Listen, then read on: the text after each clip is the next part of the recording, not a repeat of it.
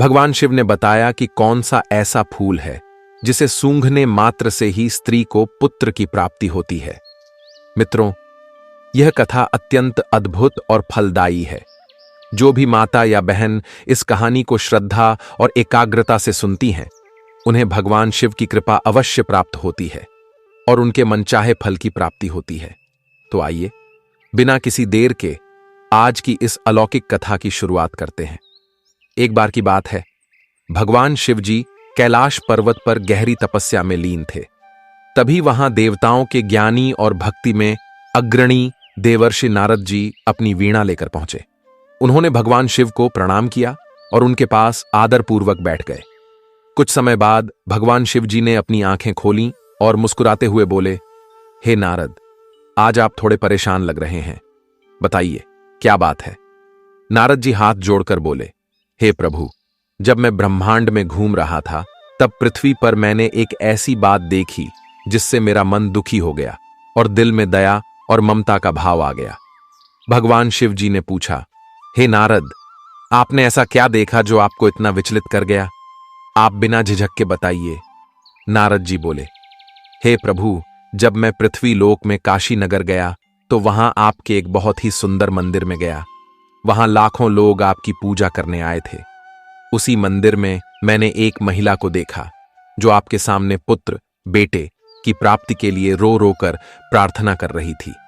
वह बार बार कह रही थी, हे भोलेनाथ, मेरी गोद सूनी है, मुझे संतान दीजिए। उसका दर्द देखकर मेरा दिल बहुत दुखी हो गया।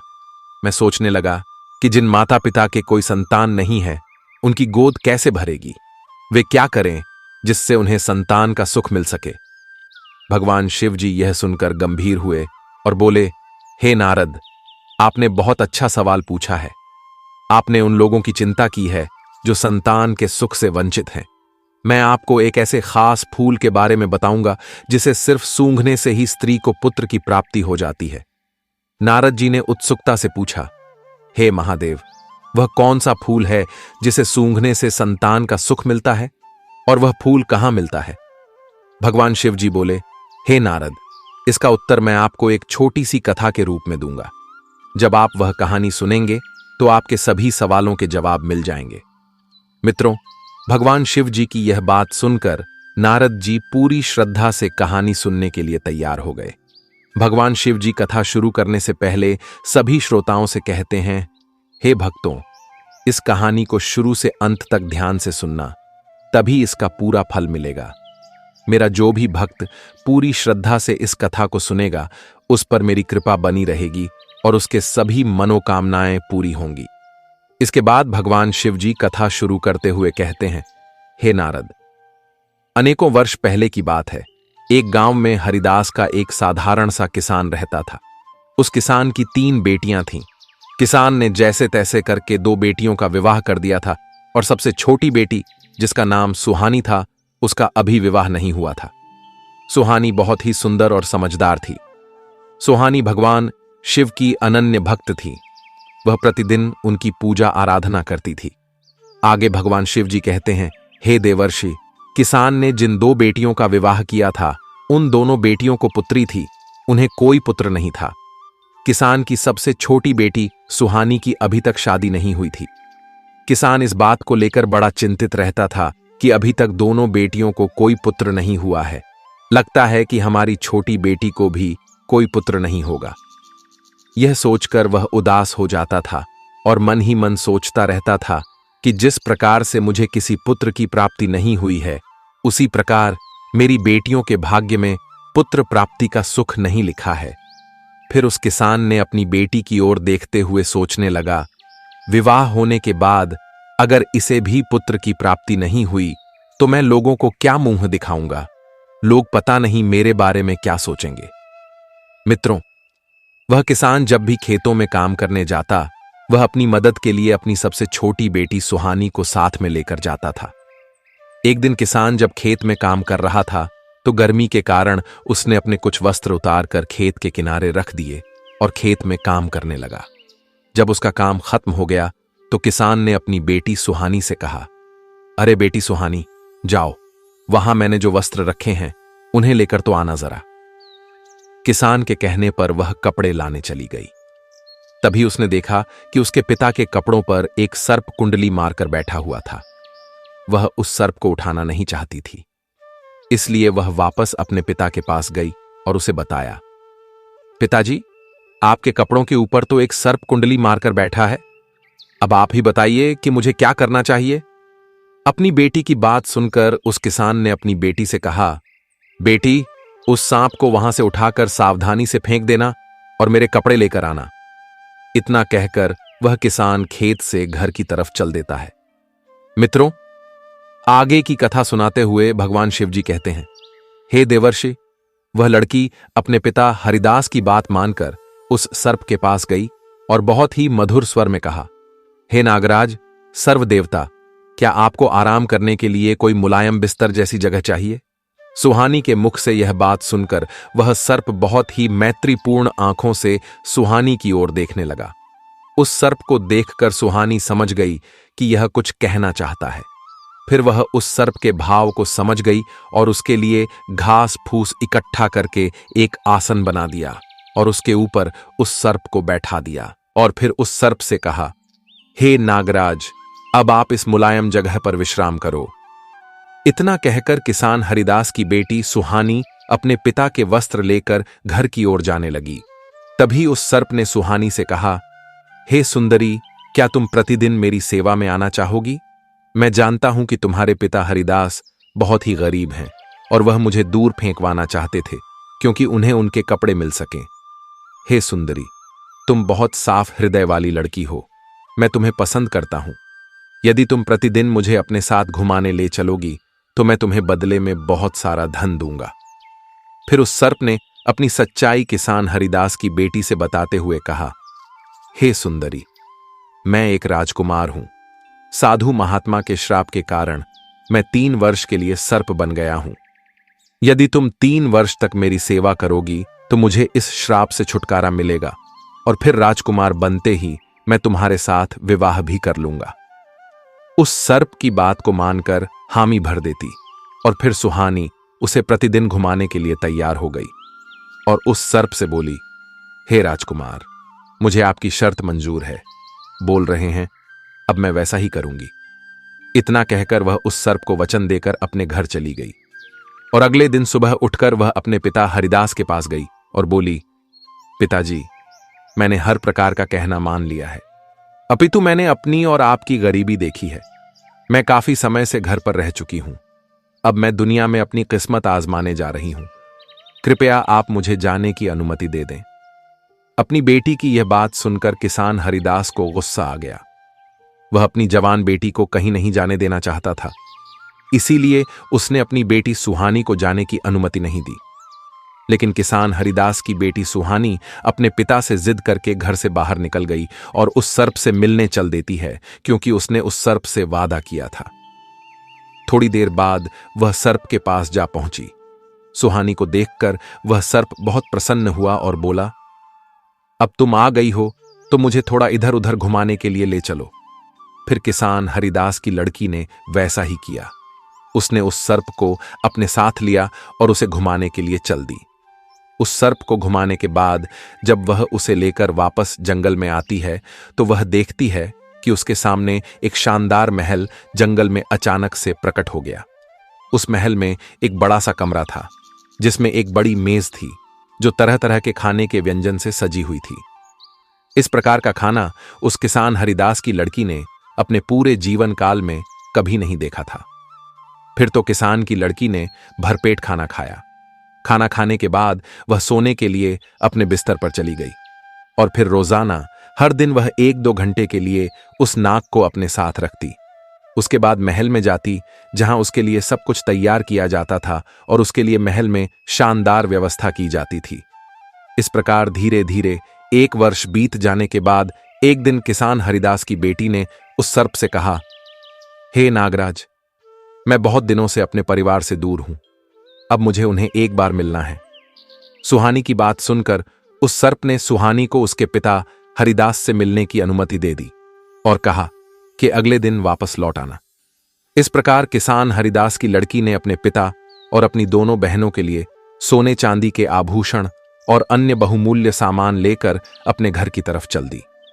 कुछ समय बाद जब वह इतना सारा धन लेकर अपने पिता हरिदास के पास पहुंची तो उसके पिता और उसकी बहनें इतना सारा धन देखकर आश्चर्यचकित रह गईं और वह सब जानना चाहते थे कि इतना सारा धन इसे कहां से मिला, इसका मालिक कौन है। लेकिन उस लड़की ने उन्हें कुछ भी नहीं बताया, क्योंकि उस सर्प ने सुहानी को यह बात बताने से मना किया था। मित्रों, किसान हरिदास ने सच्चाई जानने के लिए सुहानी से कई बार पूछा, लेकिन सुहानी ने अपने पिता को कुछ नहीं बताया। तभी हरिदास को क्रोध आ गया और उसने सुहानी को बहुत मारा पीटा। इतना मार खाने के बाद भी सुहानी ने कुछ नहीं बताया। अगले दिन सुबह होते ही सुहानी उस सर्प के पास वापस जंगल में चली गई और फिर उस सर्प को हर दिन 1 या 2 घंटे तक घुमाने ले जाती रही। इस प्रकार दूसरे वर्ष के अंत में एक बार फिर वह अपने पिता हरिदास और अपनी बहनों से मिलने गई और इसी प्रकार तीसरे वर्ष के अंत में भी मिलने गई। जब किसान हरिदास की लड़की तीसरी बार उस सर्प को छोड़ करके अपने पिता और अपनी बहनों से मिलने के लिए गई तो जाने से पहले सर्प ने सुहानी से कहा था, तुम आज ही लौट आना, कल तक अपने पिता के घर में मत रुकना। सर्प की बात सुनकर वह लड़की उसे वचन देकर उस सर्प को छोड़कर चली गई। उधर जब वह लड़की अपने पिता हरिदास के पास पहुंची तो उसके पिता और उसकी बहनों ने इस बात पर जोर दिया कि जो धन वह अपने साथ लेकर आती है उसका असली मालिक कौन है और तू किसके यहां पर काम करती है। अपने पिता और बहनों के पूछने पर सुहानी ने उन्हें कुछ भी नहीं बताया। इस बात से उसके पिता हरिदास को गुस्सा आ गया और उसने सुहानी को एक कमरे में ले जाकर बंद कर दिया। जैसे तैसे करके सुहानी कमरे से बाहर निकली और भागते हुए जंगल में जा पहुंची। लेकिन जब तक वह घर से जंगल में लौटी तब तक बहुत देर हो चुकी थी। वह सर्प अब वहां पर नहीं था। वह घबराकर इधर उधर उस सर्प को खोजने लगी। उसने जंगल में सभी जगह देखा किंतु उसे वह सर्प नहीं मिला और जिस महल में वह उस सांप के साथ रहती थी वह भी गायब हो चुका था। मित्रों, जब वह अपने पिता के घर गई थी उसी दिन उस सांप के श्राप के 3 वर्ष पूरे हो गए थे और वह सांप फिर से राजकुमार के रूप में बदल गया था और वह अपने राज्य को वापस चला गया था। इधर उस सांप को जंगल में न पाकर सुहानी बहुत दुखी होती है और अपनी दोनों बहनों और पिता हरिदास को कोसने लगती है। आज अगर मेरे पिता और बहनों ने मुझे बंदी न बनाया होता तो नागराज रूपी राजकुमार मेरे पास हमेशा के लिए होता। फिर वह अपने मन में निर्णय लेती है कि वह उस सर्प को खोज कर रहेगी, चाहे जो हो जाए। मित्रों, इतना सोचकर वह उस सर्प को खोजने के लिए चल देती है। उस सर्प को ढूंढते ढूंढते उसे जंगल में एक झोपड़ी मिलती है। वह उस झोपड़ी के पास पहुंचकर आवाज लगाती है। तभी उसके अंदर से एक बुढ़िया निकलकर बाहर आती है। सुहानी ने उस बुढ़िया से रात रुकने के लिए आश्रय मांगा और बुढ़िया को सारी बात बताई। फिर बुढ़िया ने उसका बहुत ही प्रेम से स्वागत किया और उसे रहने के लिए आश्रय दिया। अगले दिन जब वह बुढ़िया से विदा लेकर जाने लगी तो बुढ़िया ने सुहानी को 3 सेब दिए और बताया, पहले सेब में एक सोने की थाली है, दूसरे सेब में एक सोने की अंगूठी है और तीसरे सेब में नवरत्नों से जड़ित एक हार है। बुढ़िया ने आगे का रास्ता भी बता दिया जिससे वह राजकुमार तक पहुंच सके। साथ ही बुढ़िया ने यह भी बताया, जिसे तुम खोज रही हो उसका नाम राजकुमार वीरेंद्र है। उसके बाद सुहानी ने उस बूढ़ी औरत का धन्यवाद किया और वहां से आगे बढ़ गई। इस प्रकार किसान हरिदास की बेटी सुहानी तीनों सेबों को लेकर आगे निकल पड़ी। चलते चलते उसे रास्ते में एक बर्फ का पहाड़ मिला। उस पहाड़ को देखकर वह भयभीत हो गई। उसे समझ में नहीं आ रहा था कि वह इस बर्फ के पहाड़ को कैसे पार करे। तभी उसे कुछ ही दूरी पर एक लोहार दिखाई दिया। वह उस लोहार के पास जाकर मदद मांगने लगी। लोहार को उस पर दया आ गई और उसने पहाड़ पर चढ़ने के लिए उसे एक औजार बनाकर दे दिया। औजार के सहारे उसने पहाड़ पार कर लिया। मित्रों, पहाड़ पार करते ही सुहानी को एक अत्यंत सुंदर राज्य दिखाई दिया जहां पर राजकुमार वीरेंद्र रहता था। मित्रों, यह उसी राजकुमार का राज्य था जो श्राप के कारण सर्प बना हुआ था, जिसे सुहानी प्रतिदिन जंगल में घुमाने ले जाती थी। इधर वह राजकुमार जो था पहले से ही विवाहित था। उसकी एक खूबसूरत पत्नी थी। मित्रों, आगे भगवान शिव जी कहते हैं, हे देवर्षि, उस राजकुमार को सांप से मनुष्य बने हुए कई वर्ष बीत गए थे, इसलिए वह किसान हरिदास की बेटी सुहानी को भूल गया था। उस राजकुमार की कोई संतान भी नहीं थी, लेकिन उसकी जो पत्नी थी वह सारी संपत्ति अपने परिवार वालों को दिलवाना चाहती थी, क्योंकि उसे राजकुमार से ज्यादा अपने घर परिवार वालों से मोह था। इधर राजकुमार भी पुत्र के ना होने से बहुत ज्यादा चिंतित था।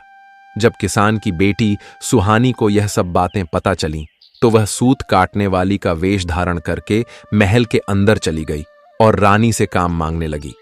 रानी ने यह सोचकर उसे काम दे दिया कि यह एक साधारण सूत काटने वाली है और रोजाना महल में रहकर हमारे लिए मखमल के बिस्तर बना दिया करेगी। मित्रों, फिर वह रानी सुहानी को महल में काम पर रख लेती है। काम मिलने के बाद सुहानी ने पहले दिन वाला सेब फोड़ा जो उस बूढ़ी औरत ने उसे दिया था। जैसे ही उसने सेब फोड़ा, उसमें से सोने की एक थाली निकली। जब रानी ने उस थाली को देखा तो उसे वह थाली बहुत पसंद आ गई। रानी ने सुहानी से कहा, हे दासी, मैं तुम्हारी यह थाली तुमसे खरीदना चाहती हूं। रानी की बात सुनकर सुहानी ने कहा, रानी साहिबा, यह थाली मैं आपको एक ही शर्त पर दे सकती हूं। यदि आपको मेरी शर्त मंजूर है तो बताइए। तभी रानी ने सुहानी से पूछा, हे दासी, तुम्हारी क्या शर्त है, बताओ मुझे। तो सुहानी ने अपनी शर्त बताते हुए कहा, रानी साहिबा, अगर आप मुझे एक रात के लिए अपने पति के साथ सोने देंगी तो ही यह थाली मैं आपको दूंगी। आप मुझे क्षमा करें, किंतु मेरी यही एक शर्त है। रानी ने सुहानी की बात मान ली, क्योंकि उसे वह सोने की थाली बहुत पसंद थी। फिर क्या था मित्रों, जैसे ही शाम हुई, रानी ने राजा वीरेंद्र को नींद की औषधि दे दी। इस प्रकार राजा को गहरी नींद आ गई और वह सो गया। राजा वीरेंद्र के सो जाने के बाद रानी किसान हरिदास की बेटी को राजा के शयन कक्ष में ले गई और राजा के पास छोड़कर चली आई। उधर किसान की लड़की सुहानी राजा वीरेंद्र के समीप जाकर बिस्तर पर बैठ गई और फूट फूट कर रोने लगी। वह कहने लगी, हे राजकुमार वीरेंद्र, आपने मेरे साथ क्यों छल किया? मैंने 3 साल तक आपकी सेवा की है।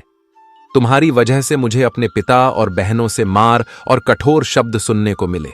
मुझे बर्फ के पहाड़ पर चढ़कर तुम्हारे पास आना पड़ा। तुम मेरा यह उपकार कैसे भूल सकते हो? आपने मुझसे शादी का वादा किया था। आपने तो अपने वादे को तोड़ दिया है और अपनी पत्नी के साथ इस महल में सुखपूर्वक जीवन बिता रहे हो। आपने मेरा बिल्कुल भी इंतजार नहीं किया। मैं तो आने ही वाली थी। राजा वीरेंद्र नींद में था, क्योंकि रानी ने उसको नींद की औषधि खाने में मिलाकर खिला दी थी, ताकि वह उस किसान की लड़की से बात न कर सके। इस प्रकार किसान की लड़की अपनी बात बोलती रही, मगर राजकुमार सोता रहा और उसकी किसी भी बात का जवाब नहीं दिया। किसान की बेटी सुहानी यह सोच रही थी कि राजकुमार मेरी बात को सुन रहा है, लेकिन कोई जवाब नहीं दे रहा। और इस प्रकार राजकुमार से बात करते करते सुबह हो गई।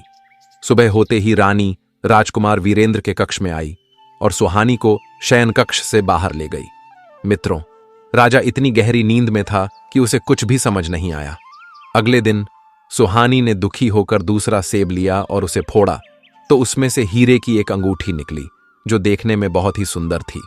जब रानी ने उस अंगूठी को देखा तो उसके मन में लालच आ गया और उसने सुहानी से उसे बेचने के लिए कहा।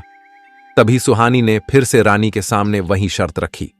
रानी ने सुहानी की शर्त मान ली और उसे ले जाकर राजकुमार वीरेंद्र के कक्ष में छोड़ दिया। सब कुछ पहली रात की तरह ही हुआ। राजकुमार नींद की औषधि खाने की वजह से गहरी नींद में सो रहा था, क्योंकि रानी ने दूसरी रात भी राजा को नींद की दवा खाने में मिलाकर खिला दी थी। किसान हरिदास की बेटी सुहानी फिर से राजकुमार वीरेंद्र के सामने अपना वही वृतांत सुनाने लगी और जोर जोर से रोने लगी। इस बार राजकुमार का प्रधान सेवक किसान की बेटी की यह सब बात चुपचाप सुन रहा था। अगले दिन जब सुबह हुई तो राजकुमार के प्रधान सेवक ने राजकुमार वीरेंद्र को रात में उसके साथ हुए सारे किस्से को सुना दिया। यह बात सुनकर राजकुमार को बहुत आश्चर्य हुआ और उसे अपना किया हुआ वादा याद आ गया। फिर राजकुमार ने सोचा, मुझे उससे मिलना चाहिए। मित्रों, उधर सुबह होते ही रानी सुहानी को अपने साथ लेकर अपने कक्ष में चली गई थी। थोड़ी देर बाद सुहानी ने उस बूढ़ी औरत के द्वारा दिया हुआ तीसरा सेब फोड़ा, तो उसमें से एक चमचमाता हुआ नवरत्नों से जड़ित हार निकला। रानी ने जब वह नवरत्नों से जड़ित हार देखा तो उसे लालच आ गई और उसने सुहानी से कहा, कि यदि वह उसको यह हार दे दे तो वह इस रात भी उसे राजा के साथ सोने देगी। रानी की यह बात सुहानी मान गई। जब शाम हुई तो रानी ने राजकुमार वीरेंद्र के लिए खाना परोसा, लेकिन इस बार राजा ने खाना नहीं खाया, क्योंकि राजा को पता चल गया था कि इस खाने में नींद की औषधि मिली हुई है। राजा ने खाना खाने का नाटक किया ताकि रानी को उस पर कोई शक न हो। उसके बाद राजा उठकर अपने शयन कक्ष में चला गया और चुपचाप नाटक करके लेट गया। थोड़ी देर बाद रानी सुहानी को अपने साथ राजकुमार वीरेंद्र के शयन कक्ष में लेकर आई और उसे छोड़कर चली गई। सुहानी उदास होकर राजा के बिस्तर के पास गई और वहीं खड़ी होकर रोने लगी। वह कहने लगी, हे राजकुमार वीरेंद्र, आपने मेरे साथ ऐसा क्यों किया? मैंने तो 3 वर्षों तक निस्वार्थ भाव से आपकी सेवा की थी। मुझे अपने पिता और बहनों से मार और कठोर शब्द मिले। आपसे मिलने के लिए मुझे बर्फ के विशालकाय पर्वत को पार करना पड़ा। साथ ही आपको ढूंढने के लिए जंगलों में इधर उधर भटकना पड़ा। आप यह सब कुछ कैसे भूल गए? आप यहां अपनी पत्नी के साथ महल में सुखपूर्वक जीवन जी रहे हो। अब मेरा क्या होगा? मित्रों, आगे की कथा सुनाते हुए भगवान शिव जी कहते हैं, हे देवर्षि, इस बार राजा वीरेंद्र चुपचाप किसान की बेटी सुहानी की बात सुन रहा था, लेकिन वह झूठ मूठ सोने का नाटक कर रहा था। वह मन ही मन सोचने लगा, एक मेरी रानी है जिसके लिए मैं इतना सब कुछ करता हूं, और वह मेरी संपत्ति को अपने मायके वालों को देना चाहती है, मुझे सम्मान तक नहीं देती। और एक यह लड़की है जो अपने प्रेम को ढूंढते हुए यहां तक आ गई है। जब मैं सर्प रूप में था तब इसने लोगों की परवाह किए बिना मेरी दिन रात सेवा की। मित्रों, यह सब सोचकर राजकुमार वीरेंद्र ने अपनी आंखें खोलीं और सुहानी को गले से लगा लिया। फिर उसे दरबार में ले जाकर सबके सामने अपनी पत्नी के रूप में स्वीकार कर लिया। इसके बाद किसान की बेटी सुहानी से पूरे विधि विधान से विवाह किया गया और दोनों ने खुशहाल जीवन व्यतीत करने लगे। फिर एक दिन राजा वीरेंद्र के महल में एक सन्यासी महात्मा भिक्षा मांगने के लिए आए। सुहानी ने सन्यासी महात्मा का बहुत आदर सत्कार किया, उन्हें भोजन कराया और अन्नदान किया। सुहानी की सेवा भक्ति से प्रसन्न होकर साधु महात्मा ने कहा, हे पुत्री, मैं तुम्हारी सेवा भक्ति से बहुत प्रसन्न हुआ हूं, मांगो, तुम्हें क्या चाहिए? तब सुहानी ने हाथ जोड़ते हुए कहा, हे महात्मा जी, भगवान की कृपा से मेरे पास सब कुछ है, किंतु फिर भी यदि आप मुझे कुछ देना चाहते हैं तो पुत्र प्राप्ति का शुभ आशीर्वाद दीजिए। सुहानी के पूछने पर साधु महात्मा ने कहा, हे पुत्री, तुम चिंता मत करो, आज मैं तुम्हें एक ऐसे फूल के बारे में बताने जा रहा हूं जिसे सूंघने के बाद स्त्री को पुत्र की प्राप्ति होती है।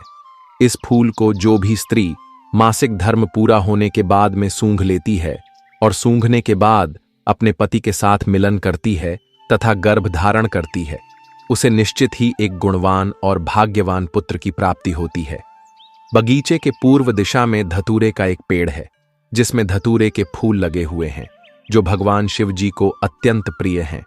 तुम सुबह सुबह ब्रह्म मुहूर्त में उठकर स्नान ध्यान करके उस फूल को तोड़ लेना और भगवान शिव जी के शिवलिंग पर चढ़ा देना। शिवलिंग पर चढ़ाने के बाद उस फूल को अपने साथ घर ले आना और अपने पति से मिलने से पहले उस फूल को सूंघ लेना। फिर जब तुम अपने पति वीरेंद्र के साथ संबंध स्थापित करोगी तो तुम्हें अवश्य ही पुत्र की प्राप्ति होगी। इतना कहकर वह साधु महात्मा वहां से चले जाते हैं। मित्रों, यह बात किसान की बेटी सुहानी ने राजा वीरेंद्र को बताई। राजा यह सुनकर बहुत प्रसन्न हुआ। कुछ दिन बाद सुहानी को मासिक धर्म की पीड़ा हुई। मासिक धर्म से निवृत्त होकर वह स्वच्छता के बाद धतूरे का फूल तोड़कर भगवान शिव जी के शिवलिंग पर अर्पित करती है। फिर घर लाकर उस फूल को सूंघ लेती है और राजा वीरेंद्र के साथ संबंध स्थापित करती है। इसके बाद वह गर्भ धारण करती है। जब उसके गर्भकाल का समय पूरा हुआ तो सुहानी ने एक तेजवान और गुणवान पुत्र को जन्म दिया। पुत्र प्राप्ति की खुशी में राजा वीरेंद्र ने पूरे राज्य में मिठाइयां बंटवाईं और गरीबों को दान पुण्य किया। सुहानी ने जब यह शुभ समाचार अपने पिता को बताया तो उसके पिता बहुत प्रसन्न हुए। सुहानी ने अपनी बहनों को भी फूल वाली बात बताई, यहां तक कि राजा की पहली रानी को भी उसने यह फूल सूंघने वाली बात बताई। फिर तो सभी को पुत्र की प्राप्ति हुई। और जिसने पुत्री की कामना की थी उसे पुत्री की भी प्राप्ति हुई। तो मित्रों, इस प्रकार भगवान शिव जी ने आज की दिव्य कथा का समापन किया। हे देवर्षि नारद और हे प्रिय श्रोताओं, आशा है इस अद्भुत कथा ने आपके मन को छुआ होगा, आपके हृदय को भक्ति और श्रद्धा से भर दिया होगा। अगर आपको यह कथा सचमुच अच्छी लगी हो तो इस दिव्य कथा को लाइक जरूर करें, अपने स्नेही जनों के साथ शेयर करें और हमारे साथ जुड़ने के लिए चैनल को सब्सक्राइब करना न भूलें। और हां, कमेंट में हर हर महादेव लिखकर अपनी श्रद्धा और भक्ति का भाव जरूर प्रकट करें।